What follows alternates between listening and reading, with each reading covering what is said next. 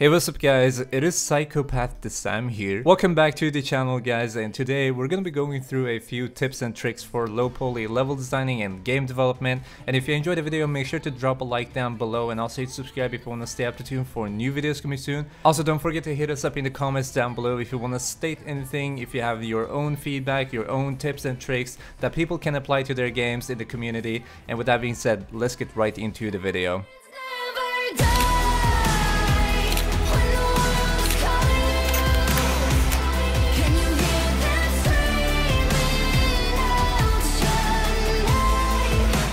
So as we all know guys, low poly graphics are becoming more and more popular, and the style, the genre itself is becoming more popular throughout the game industry. Firewatch and Absolver were a couple of games that actually made low poly stick out as a style, and obviously there are so many other games that I could also name which we don't have time for in this video, but there are many games that have taken up low poly as a style and bring it really up in the rankings of game industry. But Firewatch and Absolver were just a couple of these games as an example that I wanted to take up. And since more and more games are using low poly as the main style, there are many more assets now for the indie developers to take granted of. And I will be honest with you guys, low poly is a very difficult style to apply to your games in a correct way. Like, it's easy to apply it in somewhat of a way, but obviously you want your game to stick out when you actually upload it to Steam or whatever kind of platform you're publishing your game to.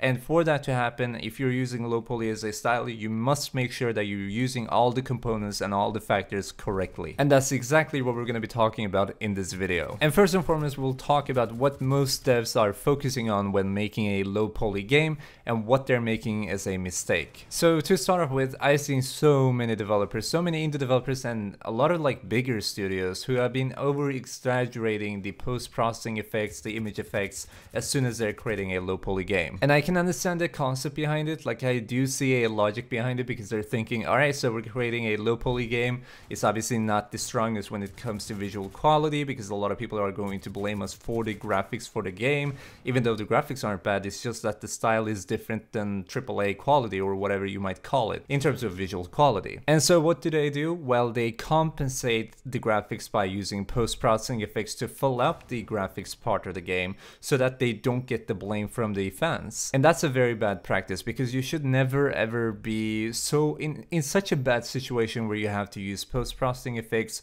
for compensating your graphics loss. If you're so unsure about your game style that it makes you think that the visual quality sucks so bad that you really have to apply image effects, then you're making a big mistake that has to be fixed before you release your game. Because the image effects you're able to use aren't there just for the sake of compensating your loss of visual quality or graphics because you're using a different style than most other games. They are there for an addition for your visual quality. Because low poly is a style that really is very sensitive in terms of how natural it should look, because the more natural it looks, the less the players will realize that it's actually a low poly game they're playing. It will just look friendly to their eyes. And if you're gonna use bloom, if you're gonna use all these sun shafts and over exaggerate them, like, use them normally, do that, it's okay. But if you're gonna over exaggerate them, what's the point of making a low poly game? Because it's not gonna become natural, it's just going to look plastic. I've also seen so many low poly games being published by indie devs and a little bit bigger studios, like I mentioned earlier in the video, that really have these stiff animations, and I'm not sure what's going on there, if they're creating the animations in a bad practice, in a bad way, or if they're just not focusing on the animations because the game is low poly. And trust me, it might sound stupid to not focus on the animations just because of the fact that the game is low poly, but I've been there, I've been walking in your shoes, I've been running in your shoes, so I've been there, I know the struggle. And I'll be honest with you guys, like, it's fairly easy and fairly simple to forget about the animations when you're focusing on making low poly look as natural as possible, or just over exaggerate all the post-processing effects, because your focus does not really rely on the animations part of the game anymore. They just go to the visual quality to make sure that it looks suiting for the player's eyes. Speaking of visual quality, I've also seen so many low poly games that are not using the full capacity of color freedom that is actually granted by the style itself. When you're using low poly as your main style for your game, you really do get a freedom of using colors to over exaggerate a little bit of the colors to make sure that it looks as natural and photorealistic as possible, even though you shouldn't, have all these bloom effects on these colors so that everything blooms or glows. It shouldn't be like that. But the more active colors you have, the more warm colors you have, depending on your game style too, like depending on what the environment is like, is going to look a lot more beautiful. And it will also draw you back a little bit from the post-processing part of your game to make sure that you're actually focusing on the colors, you're focusing on the naturality of your scenes, and you're focusing on building your scenes as beautiful as possible, instead of focusing on the image effects for the depth of your game, where you're just trying to over-exaggerate everything until you get the desired effect you're looking for, even though you're not really supposed to look at image effects for getting that desired effect. But obviously, the most important part of this video is what you should focus on while making a low poly game. And first and foremost, guys, do not forget about the realism when you're creating a low poly game. It's easy, it's fairly simple to forget about realism, just as you forget about animations, etc. when you're creating a low poly game, because if you feel like, alright, so the graphics aren't supposed to look as real as possible, so why would I possibly focus on realism even though the graphics don't look that realistic, which is a wrong mentality. It's normal, but it's wrong. And here's why it's wrong. So if you're making a low poly game, it means that you have picked a main style for your game in terms of visual quality. And style does not necessarily mean genre. It could if you make it mean that, but if you're making a low poly styled game, it doesn't mean that you're making a fantasy genre game automatically.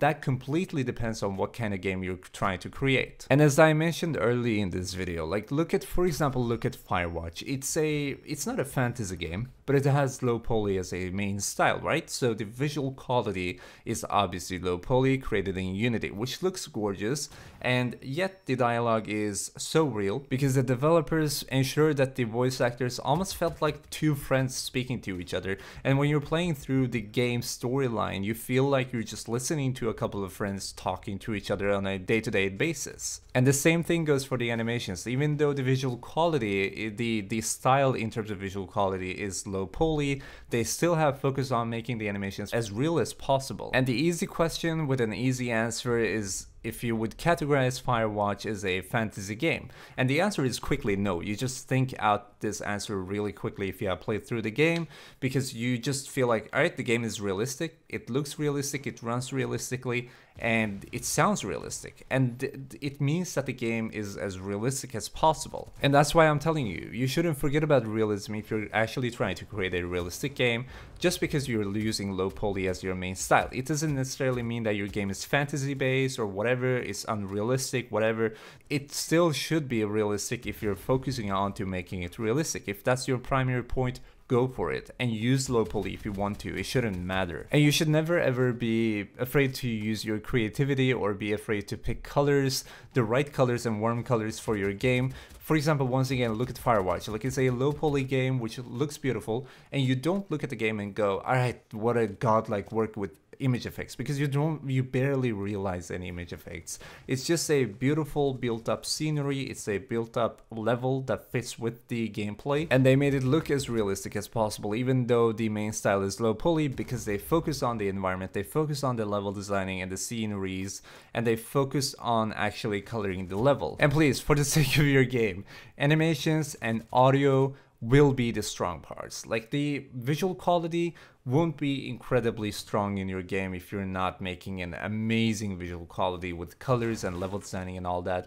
But even if you're focusing on the visual quality and you make an astonishing work, still focus on animations and audio, because these will be a couple of strong factors, most strong factors I would almost say, that will make your game feel as natural and realistic as possible. And the more I keep on going in my list, the more I realize how much I'm fanboying for Firewatch. But seriously, look at Firewatch, because I'm not gonna say it's a perfect low poly game, but it has all these factors that we're talking about, and that's why it was so successful, even though it's a low poly game. And one last point that I want to pick up is the fact that you should be picking a engine for this specifically, which is very difficult, because you should really look at, if you don't have a team of like 3D designers, 3D modelers and level designers, etc., you should try to pick an engine that has quite a bit of assets for low poly, depending on low poly style. And if you want to watch some videos on how to make low poly videos, you can always watch my videos. No, but really, like, I'm not gonna go out of my way and be like, you should pick this engine because it has better low poly assets, hint in Unity. Because I'm trying to be as unbiased as possible, which is a lie.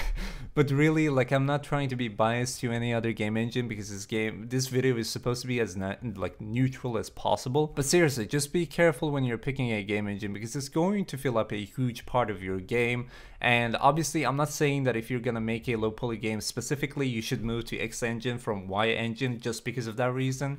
Like, that's not the primary point, obviously. But if you're getting started and you want to have a engine for low poly especially, you should do some research on the game engines to see what their most used areas are for. And with that being said, guys, thank you so much for watching this video. I hope you all enjoyed your times, and if you're new to the channel, make sure to hit the subscribe button down below to make sure you're not missing out on any new video. On this channel, we make videos regarding game development, web development, which we're gonna start off with. Just a hint. And we make some random videos too, and mostly commentary videos like this one, to make sure that we are growing as a community. And also, guys, if you enjoyed the video, drop a like down below to show some support, and also let us know in the comments if you have your own tips and tricks you would like to share with the community. We're always welcoming new people, veterans, and you know, whatever kind of person you are. I don't really care about your personality, you're always welcome in the comments. Also, let me know in the comments if you have any videos you would like me to make so that the community could watch it. And with that being said, thank you so much once again. I'll catch you in the comments. Peace out, guys. Bye bye.